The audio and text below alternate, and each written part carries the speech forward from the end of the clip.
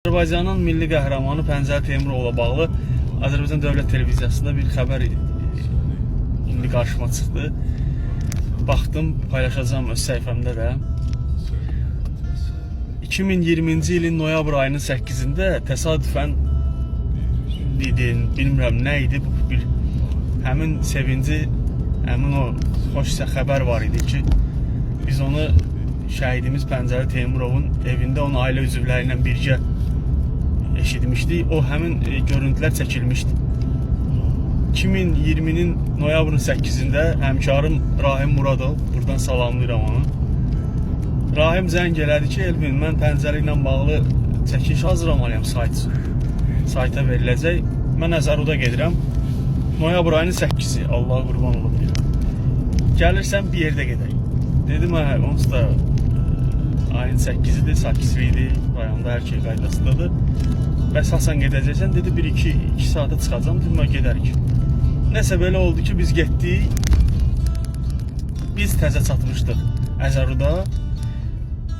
Hardasa yarım saatda idi, biz Pəncəli Teymurovun evindəydik. Qərar verdik ki, bəs biz çıxaq Pəncəlinin muzeyində onunla bağlı müsahibələr alaq.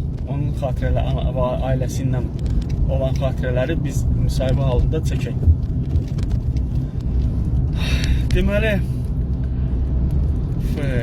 Vahimə ana, Pəncəli Teymurovun böyük qardaşı Elbruz və kiçik qardaşı Famil Teymurov. Buradan salamlayıram onları. Biz getdik Pəncəlinin muzeyinə. Muzeydə təzə görüntülər çəkməyə başlamışdıq. Mənə Bakıdan zəng gəldi.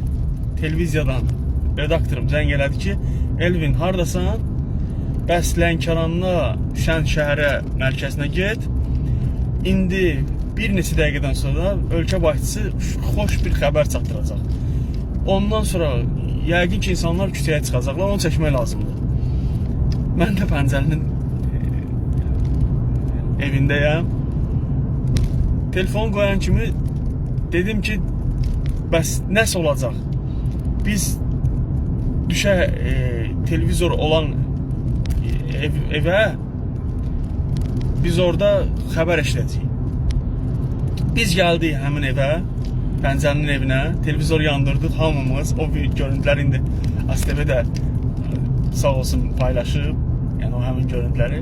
Biz həmin günü o şad xəbəri, necə ki ayın 7-si 2025-ci ildə biz o şad xəbəri eşitdik ki, Pəncəli Teymurov Azərbaycan milli qəhrəmanı adına layiq görülüb. Biz 2020-ci ilin Şuşanın azad olunması xəbərini də mən şəxsən Azərbaycanın milli qəhrəmanı Pəncəli Teymurovun evində eşitmişəm.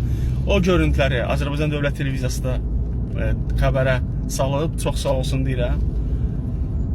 Paylaşıram, videoya baxaq. Böyük fəxarət və qürur hissi ilə bəyan edirəm ki, Şuşa şəhəri işğaldan azad edildi. 5 il əvvəl Astaranın ucqarında yerləşən Əzərud kəndində Teymurovlar ailəsi Şuşanın azad olunması xəbərinin sevincini yaşayırlar. 5 il sonra da bugün sevinç içindədirlər. Ali Baş Komandan yenə sevindirdi. Bu zəfər günündə elə bil ki, bu zəfər gününü bizə 2 qat yaşatdı cənab prezidentim. Minnətdarıq ona, təşəkkür edirik ona. Zəfər günündə əsl zəfəri bizə cənab prezident yaşatdı. Allah ordumuzu qurusun, Allah şəhidlərimizə rəhmət eləsin.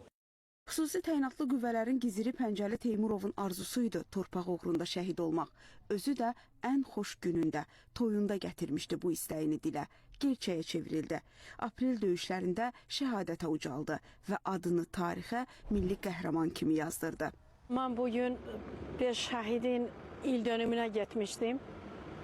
Mən yolla gələ-gələ bu şad xəbəri eşitdim. Bu şad xəbəri bizə yaşadan prezidentimizə, Mehriban xanıma öz dərin təşəkkürümü bildirirəm. Arzu edirəm bütün Azərbaycan xalqı həmişə sevinsin, həmişə əmin-amanlıq içində yaşasınlar. Xatırladaq ki, Azərbaycanın 224 milli qəhrəmanı var. Onlardan 206-sı ölümündən sonra bu ada layiq görülüb. Günel Habil qızı, Nuranə Tələt qızı, Şahin İlhamoğlu, ASTV Xəbər.